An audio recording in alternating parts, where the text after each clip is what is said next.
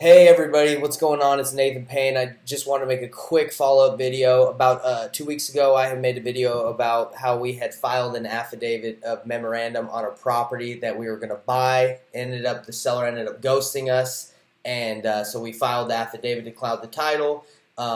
Someone else bought it. The title company didn't see that it was clouded, so I called the buyer that had purchased the property with cloud title. I told him, hey, we had filed a cloud. We have rights to purchase that property. Now you have you don't have a clear title, a clean title.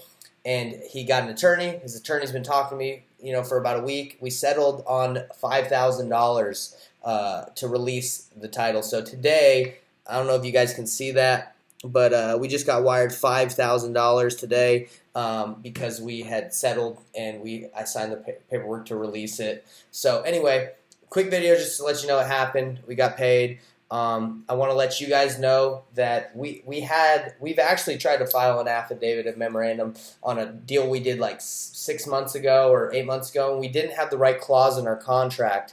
And the seller at the time that got out of the agreement, tried to get out of the agreement with us, got an attorney. His attorney said, hey, you can't do anything about it. You didn't have the right wording, and if we would have gone to court, we would have lost that battle. So make sure to have the right verbiage in your contract. If you don't have it or don't know what to put, message me. I'll send you what to put into your agreement.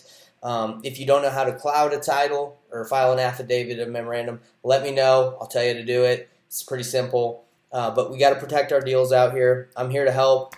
I hope everyone's doing well, investing and growing their businesses. But have a great night. Talk to you guys later. Bye.